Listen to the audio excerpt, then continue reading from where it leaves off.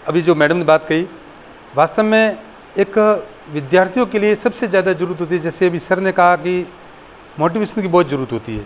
व्यक्ति काम करते करते कई बार निराश हो जाता है, हताश हो जाता है, तो मोटिवेशन की बहुत ज़रूरत होती है। एक छोटा बच्चा भी होता है तो गिरता है तो अपनी मम्मी क्या कहती है, वापस खड़ा हो, करते नहीं करते, तो वापस खड़ा होता है। खिलौना टूट जाता है तो रोता है, निराश होता है। तो अपन कोशिश ये रहनी चाहिए कि अपने बातों से किसी को फायदा हो जाए। तो इसलिए मैं कोशिश करता हूँ कि जहाँ तक हो सके उन विद्यार्थियों तक मेरी बात पहुँचे। उद्देश्य केवल यही है कि वो विद्यार्थी, जो विद्यार्थी पढ़ रहे हैं, जो विद्यार्थी कंपटीशन की तैयारी कर रहे हैं, उनको कहीं ना कहीं उनका फायदा मिले। तो सबसे बड़ी बात है, आपने देखा होगा समय का सदुपयोग के बारे में आपने खूब पढ़ा होगा। टाइम का क्या महत्व है, समय का क्या महत्व है, समय का सदुपयोग क्यों करना चाहिए। देखो विद्यार्थियों, जिस उद्देश्य को लेकर अपन आज बैठे हैं वो भी एक समय का पार्ट है। आपने जो सीखा है वो भी एक समय रहते 7 दिन में आपके, और ऐसे विद्यार्थी हो गए जो आप नहीं सीखे हैं वो दूर रह गए। आपने 7 दिन का सदुपयोग कर लिया। आपने जैसे 150 लोग बैठे हैं, 150 में से 7 लोगों ने तो बहुत अच्छा उपयोग किया और बाकी लोगों ने थोड़ा कम किया। तो जिसने ज़्यादा समय का सदुपयोग किया वो आगे बढ़ेगा। कंपटीशन की तैयारी देख लो आप, एसटीसी की परीक्षा दी होगी आपने, तो एसटीसी की तैयारी में जिसने खूब मेहनत की, समय का सदुपयोग किया, वो आगे बढ़ा और वो उनको अच्छी कॉलेज मिली, उनका सिलेक्शन हुआ। और जो नहीं पढ़ा, ढंग से समय का सदुपयोग किया, वो आज आपके बीच में नहीं है ना, वो दूर रह गया। तो time and tide wait for none, समय किसी का इंतजार करता नहीं है। आप नहीं भी पढ़ोगे समय चला जाएगा। आप फिर क्या होता, बहाने करते लोग, मैं तो पढ़ता, मेरे घर की आर्थिक स्थिति ऐसी थी, मैं क्या करूं, मैं गरीब था, मुझे काम करना पड़ता। ये बहाने हैं विद्यार्थियों। बहाने केवल अपने को, आपको संतुष्ट कर सकते हैं, सबको संतुष्ट कर सकते नहीं है। आपका परिणाम क्या है। आप आज यहाँ जाकर, आज हो सकता है आपकी एक एग्जाम होती है 7 दिन के बाद में, तो आज परिणाम सामने आ जाता है। देखो निबंध प्रतियोगिता करवाई थी, निबंध प्रतियोगिता में जिसने अपने विचार व्यक्त किए, उस 1-1.5 घंटे की अवधि में उसने विचार बिल्कुल ध्यान कंसल्ट करके बिल्कुल जो विचार व्यक्त किया, वो आज 1st, 2nd, 3rd में है। जिसने विचार व्यक्त नहीं किया, ऐसे ही लिख दिया, आधा पेज भर दिया और मैं तो क्या लिखूं, तो वो पीछे रह गया। ये जीवन का ही सार है। कहते हैं 1 वर्ष का महत्व जानना है तो उस विद्यार्थी से पूछो जो 1 वर्ष फेल हो गया। 1 साल का क्या महत्व होता है। वो विद्यार्थी वापस उसी क्लास में जाता है, वो दूसरे विद्यार्थी होते हैं और उनको लगता है कि यार मेरा पूरा साल खराब हो गया।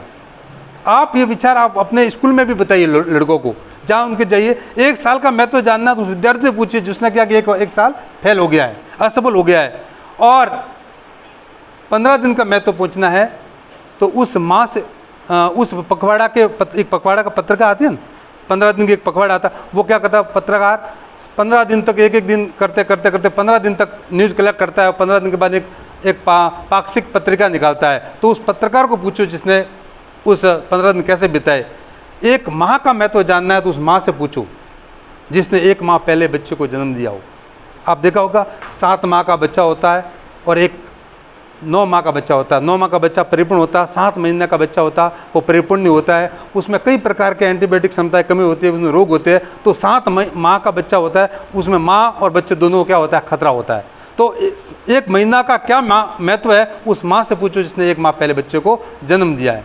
1 घंटे का महत्व जानना है तो उन्हें पूछिए जिन्होंने घंटों प्रतीक्षा में बिताई है। कोई व्यक्ति आ रहा था स्टेशन पे, किसी का इंतजार कर रहा है किसी, तो आप 1 घंटा कैसे जा रहा है, उस जिसने इंतजार में बिताया उनको पूछो कि 1 घंटे का क्या महत्व है। 1 मिनट का महत्व जानना है तो उस यात्री से पूछो जिसने 1 मिनट पहले अपनी ट्रेन मिस कर दी। 1 मिनट पहले स्टेशन पे आता तो ट्रेन नहीं छूटता। 1 मिनट अपने सामने ट्रेन जा रही है, 1 मिनट पहले आ गया और तब तो ट्रेन मिल गई, नहीं तो ट्रेन छूट गई। 1 सेकंड का महत्व जानना है तो उस पीटी उषा से पूछिए जिसने 1 सेकंड से वो पदक चूक गई थी। मालूम है पीटी उषा एक बहुत बड़े अंतर्राष्ट्रीय धावक हुए हैं, वो उसको रजत पदक मिला था। 1 कदम और आगे बढ़ाते 1 सेकंड पहले उसको स्वर्ण पदक मिलता, लेकिन 1 सेकंड से वो चूक गई, उसको रजत पदक मिला था। तो मेरे कहने का तात्पर्य विद्यार्थी है कि समय का हमें बड़ा सदुपयोग करना चाहिए। आप अभी आपका जीवन बहुत कुछ संभावनाओं से भरा पड़ा है। ऐसा नहीं कि आज एसटीसी के बाद आप टीचर लोगों, बहुत कुछ संभावना है। आप में से बैठे विद्यार्थी बड़े बड़े पदों पर जाएंगे, उच्च पदों पे जाओगे निश्चित रूप से। मन में आशा होनी चाहिए, मन में उम्मीद रहनी चाहिए। उम्मीद टूटनी, मैंने एक दिन बताया था, उम्मीद टूटनी नहीं चाहिए। मन में एक होना चाहिए कि नहीं आज दिन में कल सफल होऊंगा। और निश्चित रूप से जो मन में विचार करते हैं वो होता है कि नहीं होता। आपने कभी कल्पना की होगी मैं एसटीसी में मेरा होगा, विचार आया होगा, फिर एसटीसी तैयारी की, एसटीसी तैयारी करने आज एसटीसी पूरी होने की तैयारी में। तो कहने के तात्पर्य, जो आप अच्छे विचार करोगे, अच्छे विचारों का बहुत बड़ा महत्व है। आप हमेशा अपने गुरुजनों का, जिनके सानिध्य में आपने जो कुछ सीखा है, उनका हमेशा ख्याल रखना, उनका हमेशा सम्मान करना। कहते हैं नादान होते वो लोग जो गुरुओं का अपमान करते, गुरु तो वो खान है जिन्हें भगवान भी सलाम करते। निश्चित रूप से वो लोग जो गुरुओं का अपमान करता है वो व्यक्ति आगे बढ़ता नहीं। आप भी आपके स्टूडेंट होंगे, आपके साथ में होंगे, उनको बड़ा मोटिवेशन, आप पढ़ाना बड़ा महत्वपूर्ण नहीं है, आप क्लास में जाने से पहले 5 मिनट तक 3 मिनट तक मोटिवेशन कीजिए बच्चों को। जैसे वो गरीबों के बच्चे होंगे, उन बच्चों को मोटिवेशन कीजिए, बच्चों पढ़ना बहुत जरूरी है, पढ़ाई से वो होता है। देखो आज मैं भी आपके गांव की थी, आस पड़ोस गांव की थी, आज मैं टीचर बन गई, ऐसे उनको उदाहरण दीजिए ताकि उन लड़कों के अंदर, उन गरीब बच्चों के अंदर भी ऐसी भावना आ जाए कि नहीं पढ़ना चाहिए। नहीं तो क्या होता है, बस पढ़ा देते हैं, कोर्स पूरा कर देते हैं, इससे पूरा नहीं। बच्चों को मोटिवेशन करना, एक स्काउट भी एक प्रकार का मोटिवेशन है।